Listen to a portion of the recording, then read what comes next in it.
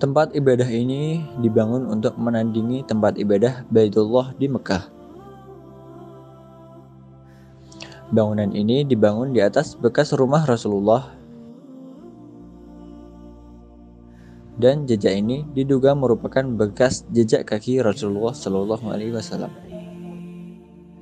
Jejak Rasul pertama kali berada di Sana'a, ibu kota Yaman, pada tahun 1995. Di tempat ini kami menelusuri lorong-lorong kecil untuk menemukan jejak sejarah masa lalu. Kota Sana'a merupakan pusat peradaban terawal manusia yang dikenal hingga hari ini karena peninggalan sejarah yang ada.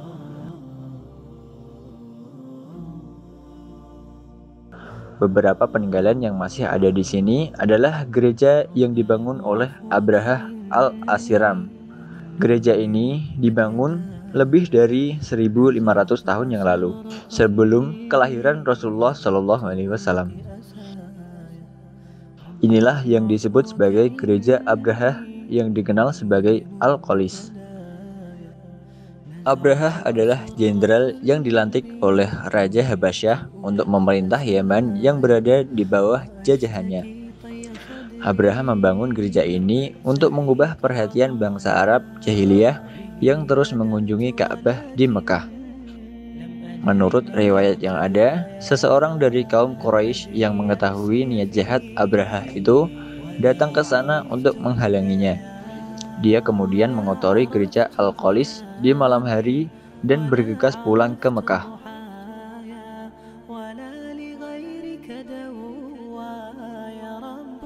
Pada keesokan harinya, Abrahah marah saat mengetahui kejadian tersebut.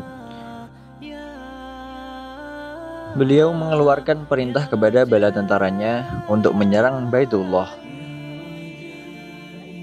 Ketika mendekati kawasan Mekah, beberapa orang Quraisy mencoba menghalangi tentara Abrahah, tetapi mereka tewas. Abrahah kemudian mengirim utusan ke penduduk kota Mekah dan menyampaikan keinginannya. Abrahah berkata, dia tidak akan memusnahkan kota Mekah jika penduduknya mengizinkan Ka'bah untuk dihancurkan.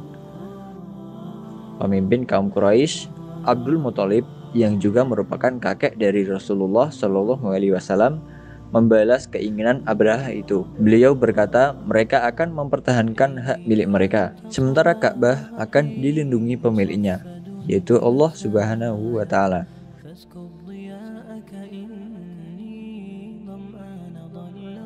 Kisah Abrahah disebutkan di dalam Al-Quran surat Al-Fil, dan ayatnya pun sering kita dengar.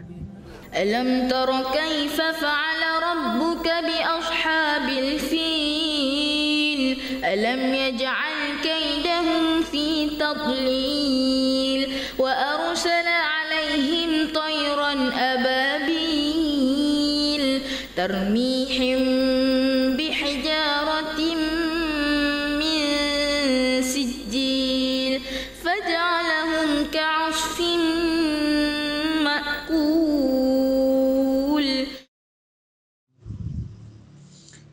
Pada tahun 2009, tim jejak Rasul kembali lagi ke kota Sana'a. Menurut hadis sahih riwayat Muslim, Rasulullah Shallallahu Alaihi Wasallam bersabda, penduduk Yaman datang kepada mereka lebih halus hatinya. Iman ada pada diri orang Yaman, pengetahuan ada pada diri orang Yaman, dan kebijaksanaan ada dalam diri orang Yaman. Di tengah aktivitas perdagangan di kota Sana'a, kami tertegun pada warung yang menjual minuman ini. Bahan utama minuman ini adalah gula dan kismis yang direbus bersamaan. Segelas syarab zabib atau minuman kismis ini harganya 50 real atau 90 sen. Minuman ini dijual mulai awal subuh hingga setelah waktu zuhur.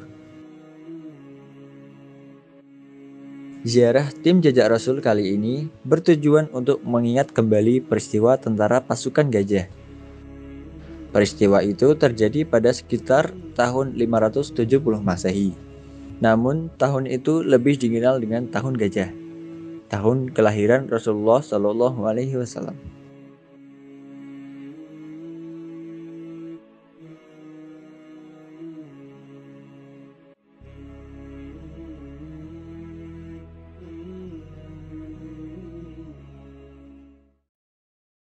Tahun gajah sangat diingat umat Islam di seluruh dunia. Karena pada tahun itulah Allah mengalahkan tentara gajah yang mencoba untuk meruntuhkan Baitullah. Pada tahun itu pula Rasulullah Shallallahu Alaihi Wasallam dilahirkan. Pada tahun 2006, jejak Rasul pergi ke tanah suci Mekah, Arab Saudi, untuk mengingat kembali kelahiran Rasulullah Shallallahu Alaihi Wasallam.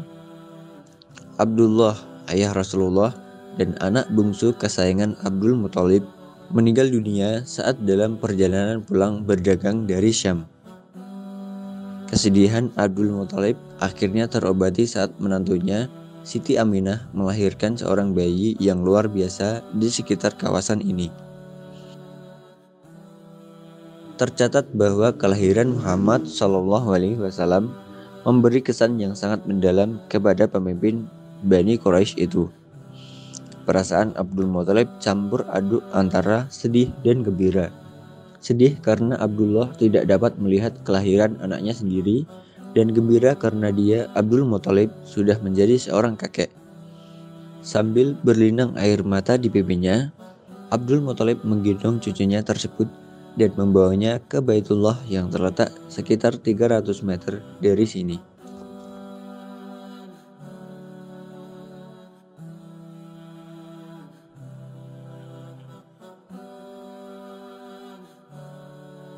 Setibanya di Baitullah, Abdul Muthalib kemudian berdoa kepada Allah Subhanahu wa Ta'ala, mengharapkan rahmat untuk cucunya agar Allah menjadikannya sebagai manusia paling terpuji. Beliau menamai cucunya dengan nama Muhammad.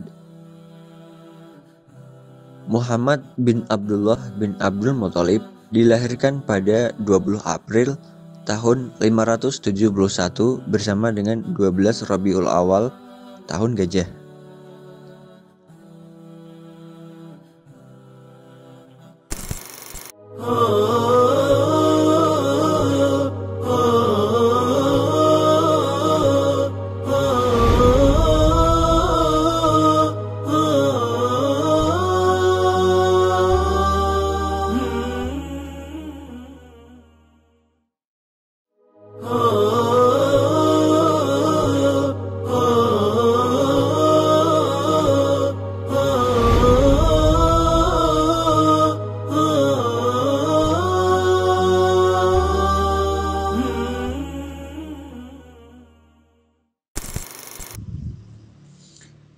Pada tahun 2009, tim jejak Rasul kembali lagi ke kota Sana'a.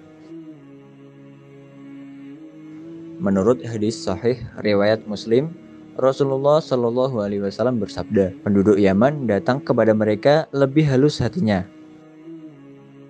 Iman ada pada diri orang Yaman, pengetahuan ada pada diri orang Yaman, dan kebijaksanaan ada dalam diri orang Yaman.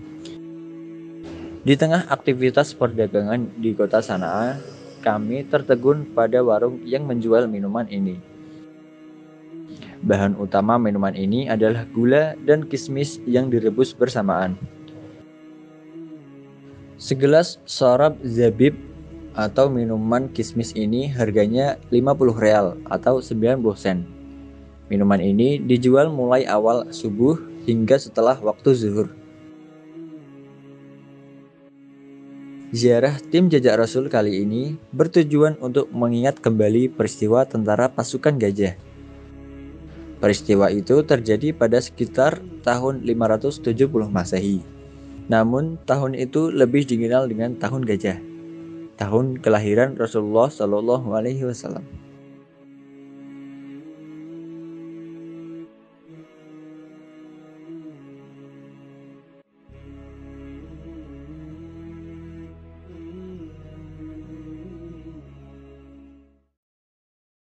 Tahun gajah sangat diingat umat Islam di seluruh dunia.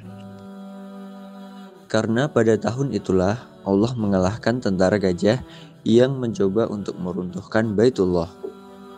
Pada tahun itu pula Rasulullah Shallallahu Alaihi Wasallam dilahirkan. Pada tahun 2006, jejak Rasul pergi ke tanah suci Mekah, Arab Saudi, untuk mengingat kembali kelahiran Rasulullah Shallallahu Alaihi Wasallam. Abdullah, ayah Rasulullah dan anak bungsu kesayangan Abdul Muthalib, meninggal dunia saat dalam perjalanan pulang berdagang dari Syam. Kesedihan Abdul Muthalib akhirnya terobati saat menantunya, Siti Aminah, melahirkan seorang bayi yang luar biasa di sekitar kawasan ini. Tercatat bahwa kelahiran Muhammad SAW memberi kesan yang sangat mendalam kepada pemimpin Bani Quraisy itu. Perasaan Abdul Muthalib campur aduk antara sedih dan gembira.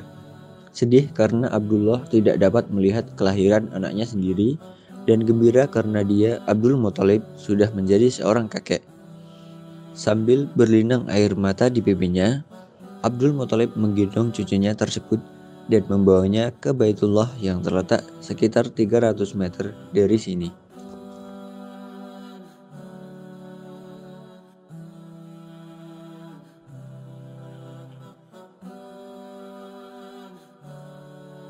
Setibanya di Baitullah, Abdul Muthalib kemudian berdoa kepada Allah Subhanahu wa Ta'ala, mengharapkan rahmat untuk cucunya agar Allah menjadikannya sebagai manusia paling terpuji.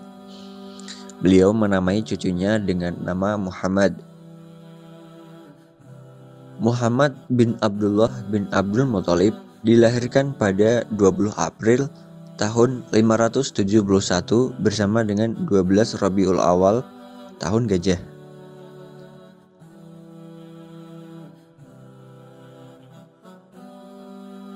Maktabah Makkah Al-Mukarramah tidak seperti perpustakaan biasa pada umumnya.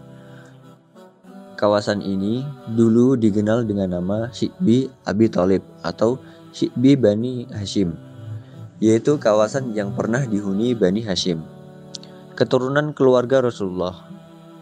Bangunan Maktabah Makkah Al-Mukarramah dibangun di atas bekas rumah Nabi Muhammad SAW. Baginda Shallallahu Alaihi Wasallam tinggal di rumah tersebut hingga terjadinya peristiwa hijrah ke Madinah Munawwarah. Rumah itu juga menjadi saksi kelahiran anak-anak Nabi Muhammad Shallallahu Alaihi Wasallam dan peristiwa saat Ali Abi Thalib yang menggantikan baginda di tempat tidurnya pada malam peristiwa hijrah. Menentukan lokasi dan area tempat kelahiran baginda bukanlah suatu yang wajib. Yang lebih penting ialah beriman pada kerasulannya.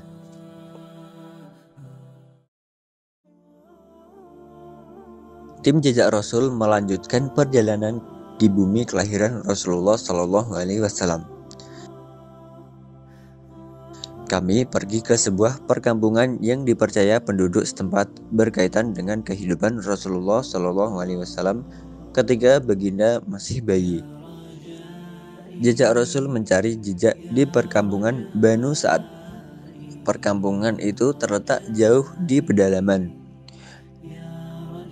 2 jam perjalanan dari pusat kota Taif dan 2 jam lagi melewati kawasan perbukitan seperti ini.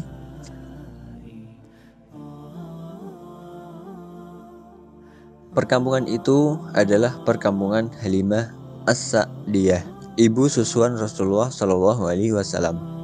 Halimah As-Sa'diyah atau nama sebenarnya adalah Halimah binti Abi Du'aib datang ke Mekah mencari seorang anak susuan sebagai sumber rezeki. Muhammad bukanlah pilihan pengasuh-pengasuh lain. Mereka mencoba menghindari untuk mengasuh anak yatim. Mungkin karena faktor upah atau tanggung jawab menjaga anak yatim menjadi lebih berat. Inilah perkampungan Halimah As-Sa'diyah, tempat Rasulullah Shallallahu Alaihi Wasallam pernah dibesarkan semasa kecilnya. Menurut penduduk setempat, sebuah masjid pernah dibangun di sini, tetapi telah dirobohkan. Aminah mengantar Rasulullah ke kawasan perkampungan agar baginda dapat tumbuh di sekitar tempat alami, menikmati udara yang bersih dan sinar matahari dengan bebas berpengaruh untuk menumbuhkan fitrah baginda Shallallahu Alaihi Wasallam.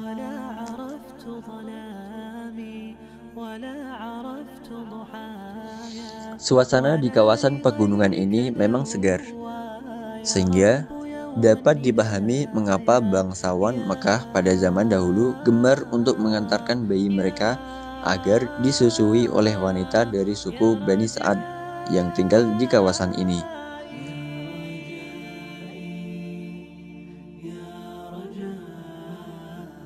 Halimah As-Sa'diyah, ibu suswan Nabi. Masjid ini dibangun berdasarkan namanya, Halimah As-Sa'diyah, anak perempuan Abu Du'aib.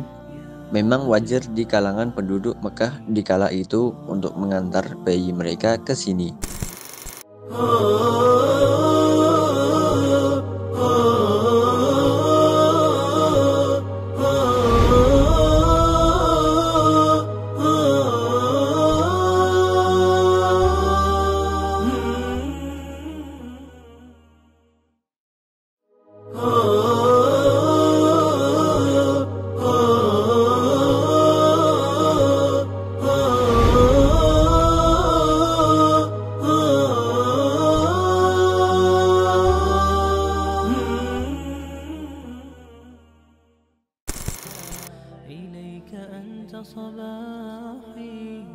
Perkampungan yang beberapa tahun telah mengalami musim kemarau akhirnya dikaruniai Allah kesuburan dan kebaikan yang dilipat ganda.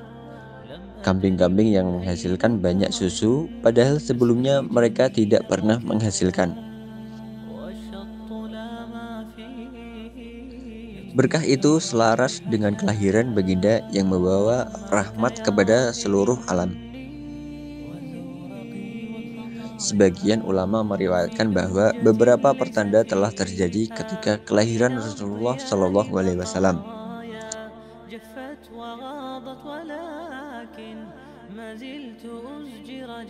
Beberapa di antara pertanda itu adalah 14 balkon di istana Kisra bahkan telah runtuh.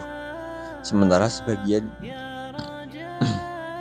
inilah istana Kisra atau istana putih yang menjadi singgasana Raja Persia yang dibangun sebelum kelahiran Rasulullah Shallallahu Alaihi Wasallam. Menurut riwayat yang ada lagi, kelahiran Rasulullah Shallallahu Alaihi Wasallam juga menyebabkan api yang disembah kaum Majusi yang telah menyala sekian lama di tempat itu akhirnya padam. Kisah luar biasa yang mengiringi kelahiran baginda tersebut berdasarkan riwayat para ulama terdahulu.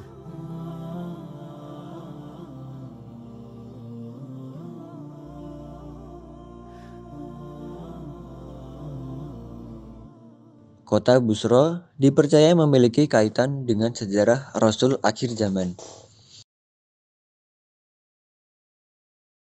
Tim jejak Rasul melanjutkan perjalanan ke Busra, Suriah pada tahun 2003. Rumah ibadah tua ini disebutkan pernah dikunjungi Rasulullah Shallallahu Alaihi Wasallam ketika baginda ikut bersama pamannya Abu Thalib berdagang ke Syam. Di tempat ini, Rasulullah Shallallahu Alaihi Wasallam yang ketika itu masih anak-anak bertemu dengan biarawan Nasrani bernama Buhaira. Saat melihat Rasulullah, Buhaira semakin yakin bahwa bagindalah insan pilihan sebagai Rasul terakhir. Tempat ibadah tertua di Busra ini dibangun pada abad 4 Masehi dan struktur pondasinya masih kokoh. Allah Subhanahu wa Ta'ala menurunkan kepada kaum Yahudi dan Nasrani kitab Taurat dan Injil yang memberi jabaran mengenai Rasul terakhir. وَإِذْ قَالَ عِيسَى ابْنُ مَرْيَمَ يَا بَنِي إِسْرَائِيلَ إِنِّي رَسُولُ اللَّهِ إِلَيْكُمْ مُصَدِّقًا لِمَا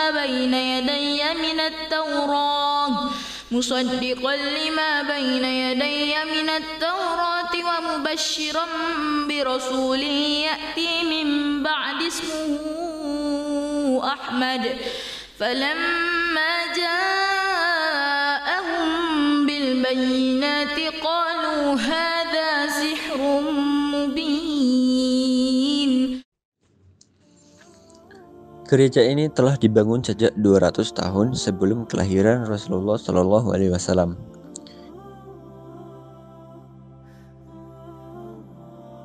Jejak Rasul melanjutkan perjalanan ke Masjid Qadamal Kabir di Damaskus. Rasulullah Shallallahu Alaihi Wasallam diriwayatkan pernah datang 2 kali ke Syam. Pada kali pertama datang bersama pamannya Abu Thalib dan kemudian bersama kelompok pedagang Siti Khadijah. Inilah yang dipercaya sebagai bekas tapak kaki Rasulullah Shallallahu Alaihi Wasallam yang disimpan di Masjid Qadamal Kabir di pinggir kota Damaskus. Sedangkan bekas jejak kaki unta baginda terletak di sebuah masjid lain. Kami mengunjungi Masjid Mabrat Anakah di Busra. Menurut penduduk setempat, di masjid ini terdapat bekas jejak telapak kaki unta Rasulullah Shallallahu Alaihi Wasallam.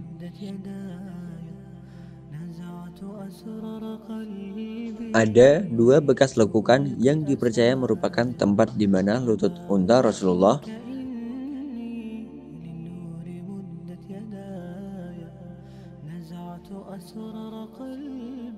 dan di sebelah sinilah tempat bagian dari kaki kanan depan, perut, dan bagian dada ditopang. Namun, ini semua tidak ada kaitannya dengan amalan yang diwajibkan untuk umat Islam. Kita berziarah untuk mengingat peristiwa.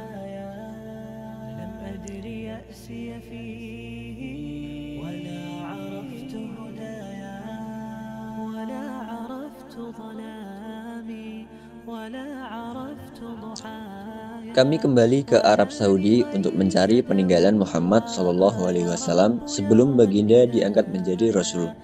Inilah Jabal Nur, yang di puncaknya terdapat Gua Hiro, tempat Rasulullah SAW beruzlah atau menyendiri.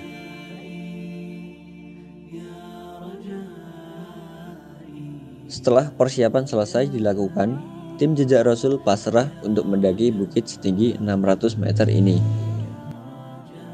Sejarah perjalanan hidup Nabi Muhammad SAW seperti yang terkandung di dalam Al-Quran tidak bisa dipungkiri kebenarannya. Jejak Rasul mencari jejak sejarah baginda untuk memperkuat keimanan terhadap kerasulan Nabi terakhir itu. Saksikan kelanjutan perjalanan tim jejak Rasul besok di puncak Jabal Nur.